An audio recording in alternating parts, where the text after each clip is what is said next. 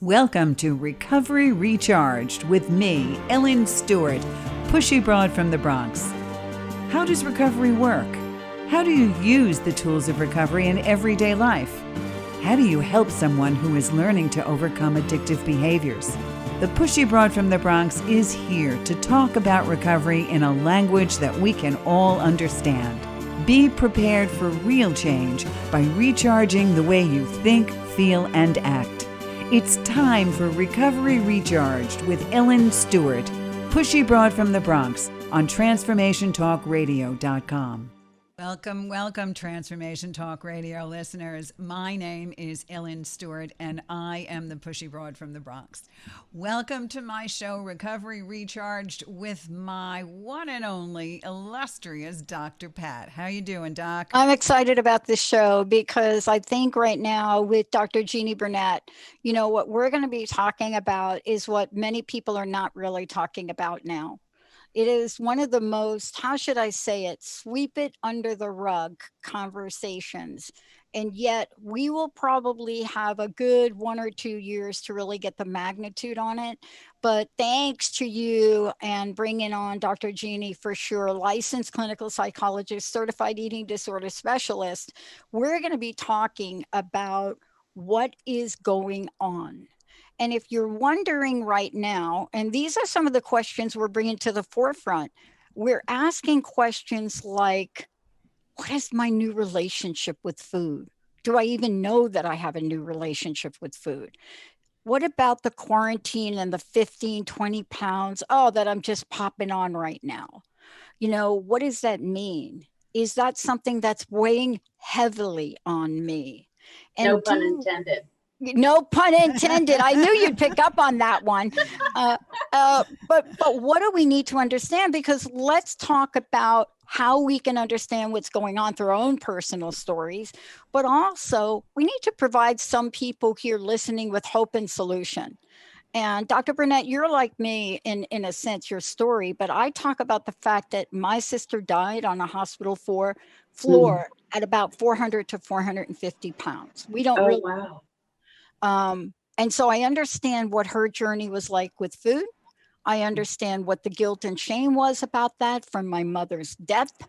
And yet nobody could do anything about it. So let's get started, because people don't have a passion and a purpose for something like this unless they have a personal story. What's yours? So, hi. It's great to be on your show, by the way. I was a gymnast from 8 to 14 years old. And in gymnastics, the focus is on perfection. Everything is about being perfect, looking perfect. I don't remember, but our coach actually used to weigh us. And that's just something that it didn't bother me back then. However, when I quit at 14, my body hit puberty, and I went from being all muscle to hitting the, puberty, and things were just changing and growing on my body. And a family member said something to me about 6 months after I had quit, and it mortified me. And I decided in that moment that I was going to lose the weight so that I would be okay. Was this directly involved in your body image, in your self-esteem? When you said something mortified you, what kind of remark could have done that? So I won't say the relationship that I had with this person, because I, love her. She was one of my very dear family members. But she did say in front of my entire family when I was 14, after we had all eaten Thanksgiving dinner and I was stuffed, everybody was full, right? And she said, Jeannie's getting fat. And I remember that moment. There are emotional times in our lives, and they just sort of sear in your brain. And that traumatic moment is what sent me in that trajectory. Now, I will say that was not the only reason that I developed an eating disorder. There were lots of other reasons. I always say there's not just one reason for any type of addiction, there's multiple. So. And you were very young, right, Dr. Jeannie? Like 13, 14 years old? 14. I was 14. Just about to turn 14. And then tell us a little bit more about what happened, because it takes like you said, it takes a lot of different reasons to develop an eating disorder. Tell us a little bit about what kind of eating disorder you had and how it manifested itself in adolescence. Sure. I immediately stopped eating. And when I went back to school in January of the next semester, I was in 9th grade. And I watched this show in our health class called The Best Little Girl in the World. And that gave me, I watched this little girl, feel heavy and then begins to slowly lose weight. And the things that she did on the show were exercise. She would eat and then vomit. So teaching your body how to throw up is not an easy task. But I began to vomit and hide and lie and wake up at 2 o'clock in the morning and exercise. I did lots of things to try and manage not only the weight, but the anxiety behind it. There is a clinical term for eating and vomiting. Would you share that with us and tell us a little bit about it? Sure. At that point in time, so now there are 2 ways that we can have anorexia. This is something we've learned over time. So typical anorexia is where you don't eat and you will do different things to try and lose the weight, such as exercise. There's also a purging type of anorexia, and that is actually what I had because I did not eat a lot of food. So there's anorexia, which is your focus is on losing the weight in any way that you can. Bulimia is a little bit different, and that's where you binge and then you will purge in some way, and that's through exercise, that's through vomiting, that's through laxatives. There's lots of different ways that people try to purge. And then there's binge eating disorder is the third most common typical eating disorder, and that's where you will just eat. So, Dr. Pat, did you ever feel low self-esteem as a child and take it out on food? I know I did. Was that ever a problem of yours? I think for me, mine was more cultural. My association with food was more cultural. Unlike my sister, who went through just serious emotional guilt and shame from my mom's death, I didn't quite have that. My emotional breakdowns in life came later, but it was cultural for me. It was coming up in a Mediterranean, and now I know also South American family. So I understand where my grandfather and my mom's side of the family came from, their food. And it was whenever something goes wrong, have some pasta. Whenever something goes right, have a full Sunday meal over a 12-hour period. Whenever somebody is to be celebrated, pour 4 or 5 glasses of something and drink it. Or how about make sure you put that Sambuca in your espresso and drink it. When you go to the funeral, it is a 3-day party and let's eat and drink. So when you have a lifetime of that, there is an association with that, right? And that's what I had to break. It's not that I still didn't participate in cultural events in my family, where Thanksgiving was a big fat turkey and all Southern food from my stepmom, but lasagna, meatballs, sausage, garlic, oil, the whole thing.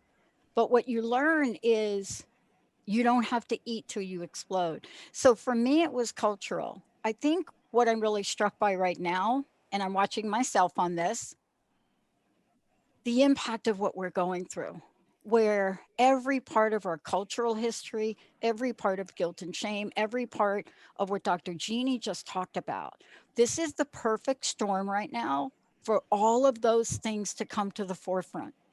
And what a lot of people are feeling, I don't have another way out except for ... And I'd like to know what both of your thoughts are about that. I know with you, Ellen, in the work you're doing, you're flooded with people. And Dr. Genie, from your perspective, you could certainly see what's happening with food, right? Do you both see the rise up and the trigger from the past 18 months calling all those things I just mentioned to the forefront? Well, I wanted to also, in light of what you just said, address to Dr. Genie a specific question. We know from the National Association of Anorexia Nervosa and Associated Disorders that approximately 10% of the population will deal with some kind of eating disorder in their lifetime. What is amazing to me, and what the Dr. Genie and I talked about before the program, was that an eating disorder can develop at any age. And now, as Dr. Genie was explaining, especially in the midst of COVID and the lockdown, she's seeing eating disorders in women between the ages of 40 and 50 years old. So it's not restricted to the beginnings in adolescence. Dr. Genie, we'd like you to talk about that a little bit. Sure. Women that are going through change. So the reason why a lot of people have eating disorders is because of change. I'm going to touch on the pandemic for a second. So one of the things about the pandemic is that it isolated us. We are so used to as being as a society busy, going, doing. I'm going to pick up my latte and I'm going to run to my meeting and then I'm going to run across town and blah, blah, blah, blah. We're all over the place. Well, this grounded people. Think about when you were a kid and you were grounded and all you could do when you were in your room was think about stuff. You think about what you love, what you don't love, and things creep up from underneath the surface. And that is what I believe has cost a lot of people a lot of turmoil, because they're so used to running away and separating from what's going on inside of them, that it was really sort of hitting them in the face through the pandemic. That you're absolutely right. You hit the nail on the head. Not only hitting them in the face, but we saw all of these new cooking programs and people were going out and buying all kinds of new equipment and experimenting with new things. And then we have all these people that don't like to be by themselves. So all of these emotional behaviors is what you're talking about, is kicking in. And now we're not only eating for sustenance, but we're eating based on an emotional disorder. Correct? Correct. Well, and we don't even have to go out and get our food anymore. They will deliver it to you. Right. Right? Right. And so before the pandemic, women between their 40 and 50-year-old age range already were the second largest age range to develop eating disorders. And this is because of all of the change. And when they lose a spouse, when they are getting a divorce, when the kids are moving out of the house, when you hit menopause, nobody talks about this. I literally have hit menopause in the last 4 to 5 years. And I look at my body and I'm like, what happened? Like, I don't do anything different. I don't overeat. And now I've got like a Buddha belly. And Right. And it's okay. Like, I love my little baby belly, right? But it's about an adaptation to this change. And a lot of people need to continue to see themselves at the height of our physical self is before the age of 40. And this is, our whole body goes on this trajectory. We hit an apex at 40, and then our brain starts changing, our body starts changing. So things just start moving towards death, honestly. And so when we hit that change, we look at ourselves and go, I don't know who I am anymore. And so that's really frightening. And so I think a lot of women that develop anorexia, bulimia, binge eating, over exercise, all those different things that they can develop, they're trying to deal with the changes that they can see, but they feel like they can't control. Dr. Yeah. Genie, what are some of the things that women need to notice, or women and men need to notice? How does one know if they're developing an eating disorder or if someone they love is developing an eating disorder? There are quite a few signs. Could we talk about those? Sure. I think one of the main things is focused on food. You can't have fun you can't just go out with your girlfriends and have a meal. You think about, what is this going to do to my body? How much do I have to exercise the next day? There's always that compensation, and that's whether you purge or not. So people are counting calories. They're, if I'm going to eat this chocolate cake, then I've got to go do 30 extra minutes on the bike. So there's always this belief system about compensation, and there's not there's not an okayness about having a mature body. A mature body it starts to sag a little bit. It starts to grow in different ways. And the dietitian that works for me is wonderful. I've talked with her about this, and I've said, listen, this is not the same body. I understand why women develop this disorder. And she said, estrogen, our body, when it stores fat, it stores estrogen, and that saves your life. You get to have a longer life the more estrogen that you have in your body, because our body stops producing it. And so thinking about really all of those different things and comparing yourself, that's another huge problem that people have, is comparison. There's a saying that comparison is the thief of joy. And when we compare ourselves to either who we used to be, who my friend is, my 35-year-old friend, whoever you compare yourself with, you're setting yourself up. Somebody always loses when you compare. I have to stop comparing myself to J-Lo now, right, Dr. Pat? That's what I have to do. Because Please I'm don't. losing. I'm losing. Well, some of the other things, though, shame. Shame, it's like an eating disorder is so shame-based, because the belief about the self is that I'm not okay the way I look. It doesn't matter who I am and what I say and how smart I am and how much I'm helping others. It's all about, what do I look like, and how are other people looking at me, and am I being judged by them? And when you have that mindset of comparison and judgment and shame, those are the core features, you're going to feel bad about yourself. You're not going to like yourself. There's no joy in that. And if I'm worried about what other people are saying or thinking about me, then I can't really enjoy my moment. Like, I'm at the beach. If I'm going to put on a bathing suit in an hour, and I'm going to go out on the beach. And if I worried about what other people thought of me, I would be miserable, and I wouldn't do it. And so that's really, there are lots of behavioral pieces to this. With an anorexic, they're not going to eat. They're going to make excuses. They're going to lose weight. They just look thinner and thinner. Like, if you can begin to see their jawline right here, or their collarbones, or anything else like below the waist, like bones below the waist, they're way too thin.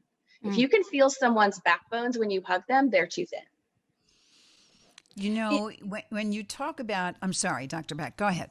Well, I wanted to piggyback on that, because there's one thing that we've gone through since most of us were kids, and since the story that you mentioned. One of the things we've seen in our culture here in the United States is a new normal.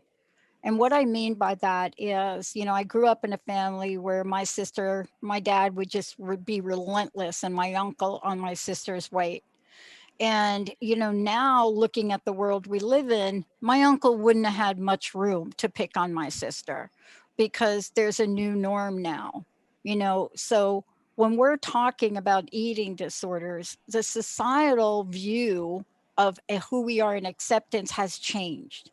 Because if you go back a bunch of years, if you were 20 pounds overweight, OMG, that would have been like oh my gosh, if we would have had social media and you were 20 pounds overweight, you would be just absolutely guilted and shamed. And we've changed a bit. And so one of the things I'm aware of, and I'd like you to talk to, is we need to be aware of the health risks. We need to be aware also of, if you hide from your family when you are going to reach for that cookie, or if you're sneaking a half a sandwich as you're now working from home and sheltering them, if you're doing things where you're hiding or you're not telling the truth about, these are all signs. But we have to understand the physical impacts as well. And I think those are important. Everything from not drinking enough water to not even knowing that you should need water. Can you talk about where we are today and how all these factors are now coming together to the forefront, because we're now getting new information about the magnitude of this? Sure. Well, with different eating disorders, you're going to have different physiological consequences. And that's literally one of the things that when I am looking at treating someone in my practice, we first and foremost have them weighed, we have their blood pressure, we have blood drawn. We look at their full medical panel to make sure that they are in an okay place. Because you're right, when someone doesn't drink enough water or they don't have enough potassium, that really sets them up for heart disease. And that's why so many people with anorexia die from heart disease, like a heart attack, because their potassium levels are off. In fact, that's how most people with anorexia do die, because they just starve themselves. If someone has bulimia, you think about taking in food, and then if you physically purge it, that's causing your body to do something very unnatural. And so I've had clients in the past have to have a complete tracheotomy and like completely like renovate their whole inside. They've lost so much bone marrow that they have to put in like titanium jaws. Our bone density drops. When someone is a binger and an overeater, we have to think about all of that extra weight, putting all of the pressure on the core part of your body. The core part of our body is our heart, our lungs, our stomach, our intestines. And so when you have so much weight on those areas of your body can't function well. And so, not to mention sugar in your bloodstream. I mean, there's just lots of things with lots of different kinds of eating disorders. But I would say probably the organ that gets hit the hardest in any of the eating disorders is the heart. Mm-hmm. Mm. Thank you. Thank you. And, we are concerned about that, especially for women now. We're getting new statistics every day about the rise in heart. Let me just categorize it as heart disease or heart illness. And we're getting more and more information about that. I know I've lost 3 people close to me. My stepmom from a massive heart attack out of nowhere, but when you look back, not really out of nowhere. Ellen, from your perspective, you both are on the forefront now of helping people every day. And I can't help believe that this new level of awareness will provide a new level of solution. And I know we're going to talk about that later. But Ellen, would you weigh in a little bit about where you are with what you're seeing and how the addictive nature or addiction in general is relating not just to alcohol and drugs anymore? Because see, when we say the word addiction, we go over there. But there's a bigger conversation that I want to make sure we're talking about here. And I don't think we've actually said that word yet. Right out of my mouth. This is why we're so much in sync, because that was the next thing out of my mouth. Because when Dr. Genie talks about developing kind of rituals around eating, not telling people how much you're eating in secret, or eliminating food groups entirely, or restricting your calorie intake, or using diet pills or diuretics or laxative, or making frequent excuses for not eating. All of these things represent addictive behavior.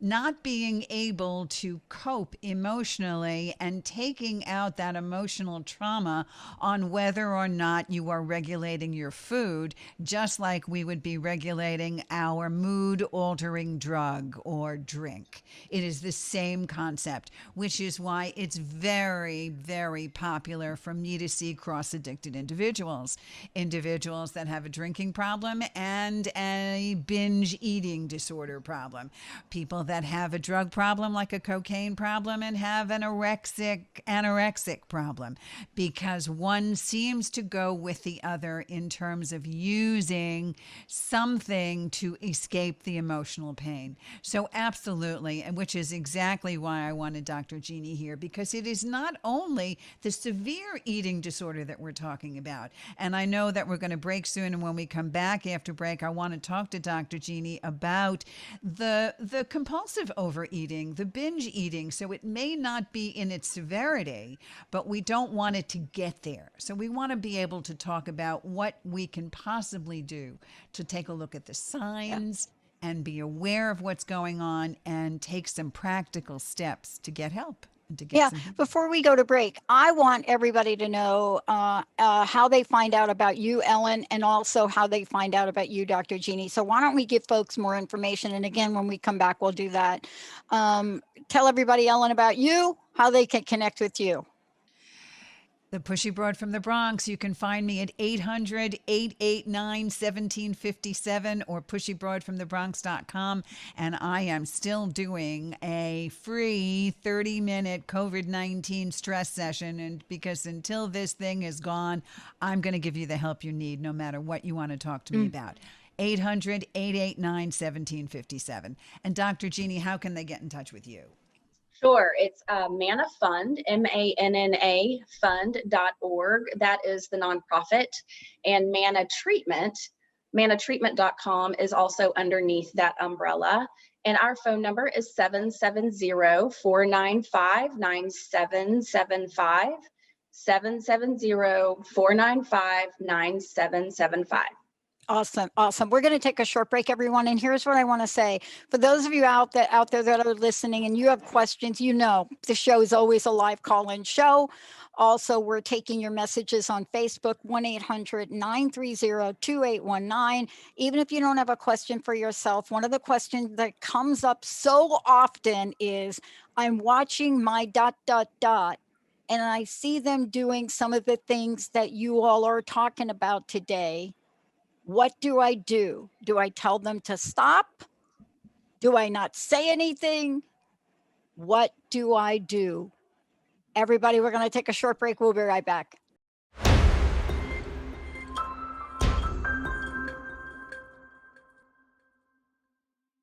Hey, everybody, welcome back. I'm so thrilled to be having this conversation, Recovery Recharge, with Ellen Stewart, who's here, Pushy Broad from the Bronx. I'm Dr. Pat. I get to chime in every once in a while.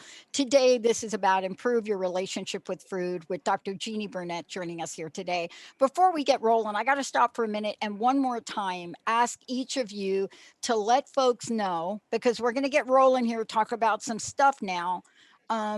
Dr. Genie, how do people find out about you and Pushy Broad from the Bronx? How do they find out about you? Dr. Genie, why don't you go first? Absolutely. Manna Fund, MANNA fund.org, like manna from heaven. And we can talk about that at the end. And the number is 770-495-9775. Fantastic. And pushybroadfromthebronx.com, 800-889-1757. Take a look, book a free session with me. Go ahead, Dr. Pat. So growing up like you, like as an athlete in a bunch of different sports at a very young age, coming out of the gate, playing sports. It was my outlet, even as a kid, stickball, a whole bunch of things, then softball, then a bad knee injury, then table tennis. My coaches used to say, you know what? No pain, no gain. You are not doing enough. No pain, no gain. And I want to say that at some point I got that, but not now. That is not what we are here to talk about. We are not here to dish you another plate of pain and tell you no pain, no gain. That's not what we're doing. This now is about how to get help, but you cannot get help. And this is me talking from my personal experience. Never in my life have I been able to get help when I have not faced myself in the mirror and said, ouch, Mm. ouch. All right, let's go with you, Dr. Genie. The no pain, no gain, I threw that out. Tell me about the pain and what we need to face here. So the recovery process for, I say, any kind of addictive behavior. We were talking a little bit earlier about addiction, thinking of alcohol and drug and chemicals. Well, an eating disorder is actually called a process addiction because you're going through a behavioral process and you're using your body. And by the way, you are using the only substance that you actually have to have 3 to 6 times a day. And so imagine if you had to, whatever your drug of choice is, if you had to face that 3 to 6 times a day in order to survive, but not overdo it and not underdo it. Imagine, it's extremely difficult to recover from an eating disorder. And so one of the things that I always talk about with my clients is there is a little seed inside of you, and there's a little seed of pain inside of all of us that sprouts because we've all had painful situations, right? We've all got a different form of PTSD. It doesn't have to be big things that cause PTSD. It can be little things. Like I was shamed in front of my family. I, for probably 10 years, really struggled with having Thanksgiving dinner in front of my family. And so PTSD can be big or small, but the whole goal of therapy is to find that little seed and express the pain. It can come in the form of sadness. You can cry, you can scream. I'll have my clients go outside and throw rocks into a forest and scream, I hate you, or obscenities, or whomever upset them. I will have them do that. We have a punching bag in my office. We have, I know, right? When I was going through my treatment, I used a bataka bat, right? The handle with the foam on the end. Well, we just use pool noodles now and big chairs. So people can beat whoever up they need to, not really metaphorically, please don't go hurt somebody. But getting that emotional pain out is really the core of how people need to move beyond their eating disorder. I've reflected often, and I've talked about this, and Ellen, then I want to hop over to you. I've reflected on this often about at age 5, my uncle's giving me a pair of boxing gloves and getting me one of those blow up dolls. You know, those blow up things that you blow up and they kind of stand. I don't know how the Bobo doll? Yeah. Age 5. So that thing right there, I don't know. I learned that at age 5. I also learned some really good hand and eye coordination on that. Ellen, let's talk to you for a minute and sort of piggyback off this, because there are things that you've seen and we both have experienced, how should I say it, pent up emotions. We know what pent up emotions are. Now the 3 of us sitting here, we help other people now with pent up emotions, but pent up emotions, they get you one thing and not much else. Ellen, what do you think? I absolutely agree with you. And Dr. Jeannie's methods do work. I remember myself working on my addiction and my compulsive overeating, working also with therapists giving me a tennis racket and a pillow. So I completely understand that method of getting out the anger. When I work with my clients based around their emotional situations, which means I want them to experience a behavioral change. I also allow them to scream and yell and get the emotion out. What I'm conscious of, and I know that you are too, Dr. Jeannie, is making sure that their emotional pain is not self-deprecating. or Because turn or turned against themselves. yes, yes, yes, absolutely. Because that's something that we really have to watch out for. Because, like Dr. Pat mentioned before, the shame and guilt surrounding body image is a very difficult one, especially for adolescents. So, I want to take this a little step further because I know you have some specific clues and some specific help situations for parents taking a look at young children, what to watch out for, and some very different views about dieting and the age kids should be dieting. So let's talk about that a little bit. What should parents be looking for? And we're talking about solutions here, right? Because what we're about to talk about now are solutions to a problem, right? And many people don't like to say this is a problem. They just want to say, "Oh, we're just going through a phase." And I think I just want to be very clear. We want to give people real life, Pushy broad from the Bronx, Dr. Genie. This is what we've learned. This is what we want to share, right? Is that where we're going now? That's where we're going. Absolutely, So, whatever you want. Do it. so let's talk about that. What can parents do? So parents do need to watch out for their children. One of my big, massive buttons is when parents tell children that they need to lose weight and they're under 18. I do not believe in dieting before age 18 because what that sets up is a tug of war because kids are doing what comes naturally to them. If you are feeling like your child is eating too much or they're losing weight or they're hiding out in their rooms or they're looking really gaunt or they're always exercising, whatever that behavior is, if it's too much, take them to a therapist and go with them because you're a part of the problem. I think you're absolutely right. And I think that that's maybe difficult for parents to hear because they want their kids to be a certain way and a certain image. So you are really advocating to get some help, to get some clinical help. And I certainly do advocate that, which is why I had you on the show today and which is why I do recovery coaching, because I understand that if you're facing these kinds of situations, you cannot do it alone. It's tough. I'm sorry to interrupt, but I should say, parents can be a part of the problem, but they're definitely a part of the solution, especially if they have children. The way that you communicate things to them, the way that you communicate to them about yourself. If you are standing in the mirror and going, "Ooh, the old gray mare ain't what she used to be." Like if you are self-deprecating, kids listen to that because they are looking to you to be their role model of how they're supposed to go through life. And so watch what you say to yourself, watch what you say to your kids. Please don't ever tell your children that they're fat.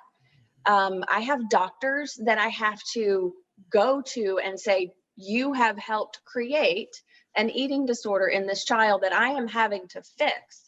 And so you need to figure out how to wrap your brain around the health at every size movement.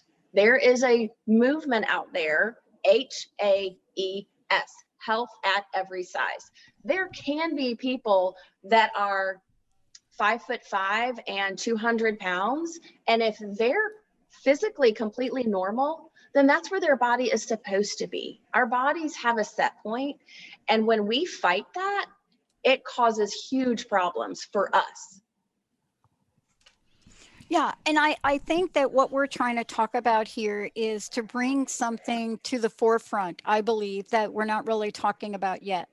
We've had conversations like this before, and we're entering a new realm now where for people who were not part of this conversation, let me just get both of you to weigh in. There have been conversations about eating disorders and addictions that we've been having for decades, all of us, right?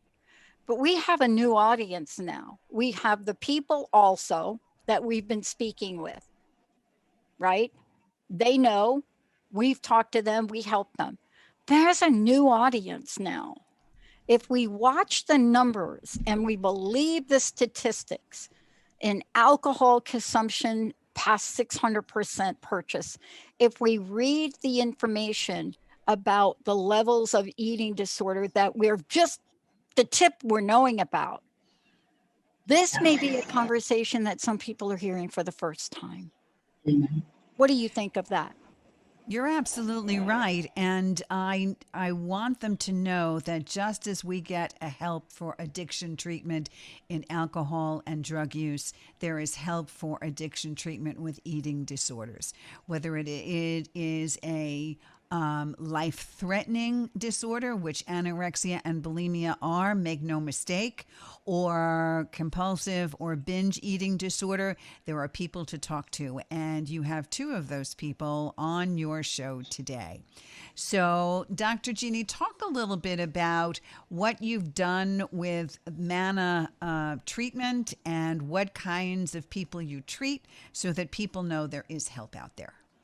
Sure. Manna is located currently, we have one location in Northeast Atlanta, Georgia. We are looking very actively to expand around the outskirts of Atlanta and add a recovery residence, so people that are out of town could actually come to our program. We provide treatment at 3 levels of care. There's 5 levels of care. One is an inpatient, which is a medical stabilization. We have residential, which is where you stay for 1 month to sometimes 4, 5, 6 months. Most of the time it's about 2 to 3. Then there's partial hospitalization, and that's what Manna provides. It's an outpatient, 30-hour a week, 5-day a week program. And then we have intensive outpatient, which is 3 to 4 days a week, 3 hours a day. So it's a step down. And then there's outpatient level of care. So we do all of the outpatient levels of care. But let me just say, we also, when we have the extra funding, we have also been known to pay for other people who aren't even a part of our Manna system or aren't even in Atlanta to go to other inpatient and or residential levels of care, because we are a nonprofit. Mm. Yeah, and that is the importance of the nonprofit that you have put into play. And, you know, I know we talked about this before, but let's talk about what your beautiful nonprofit now has afforded you to open the doors up for others, right? And then Yes. as part of this teaching and learning, there are some things that we can share with people about how do they get to the root? What can you do before you reach for that ... right? Sure.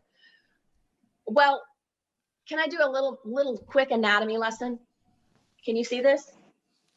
Okay, if this is your brain here, the emotional center is here. Things get stuck in your emotional center. And so the way that we have been created is to put words to that.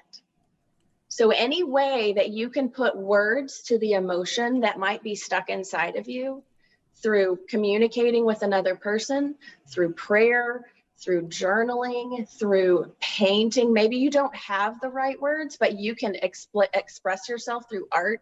So there's lots of creative ways that people will help themselves.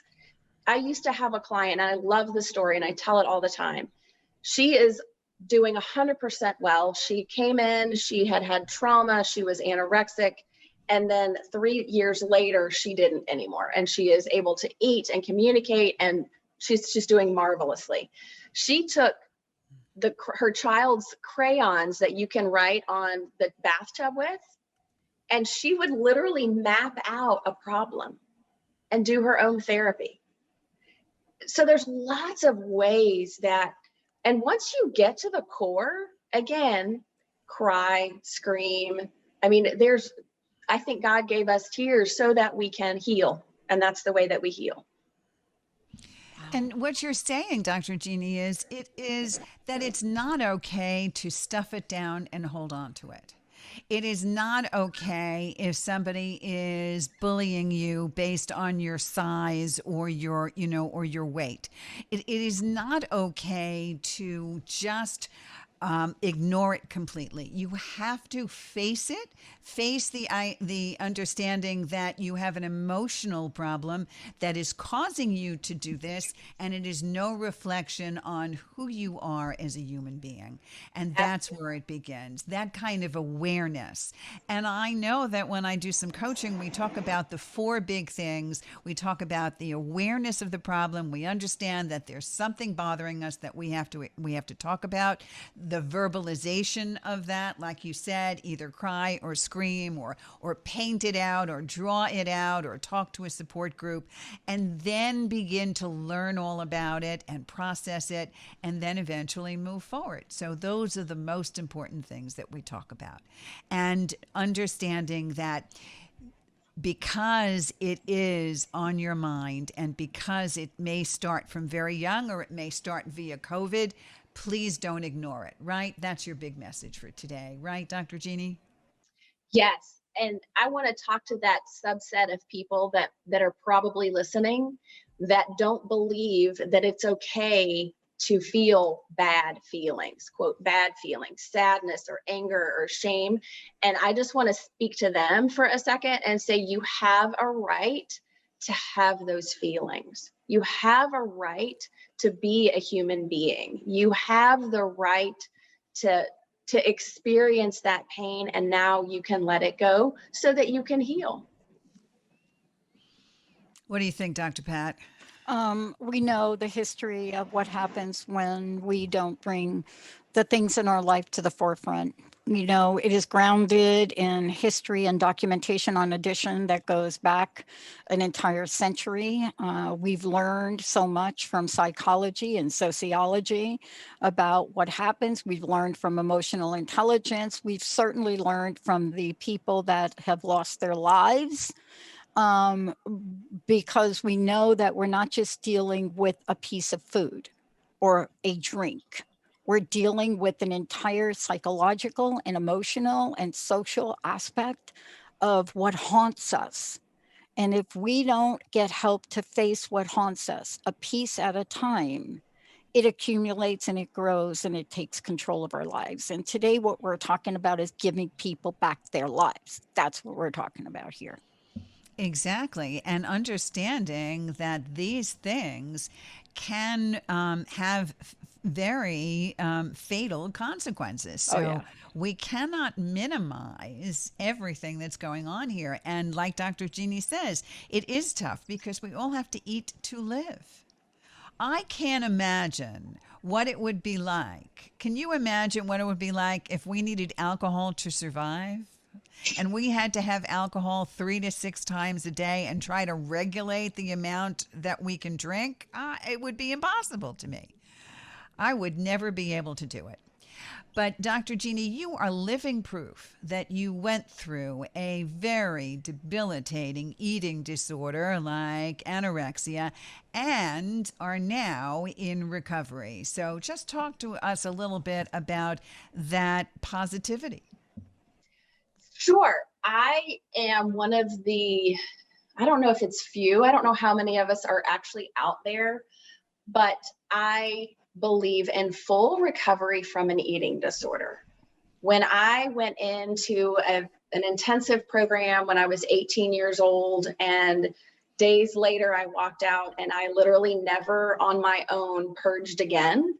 And I may have struggled with my body image and being okay with myself and in my skin, but people, if they're tenacious and they just continue to work through the problem, they will reach a really nice place.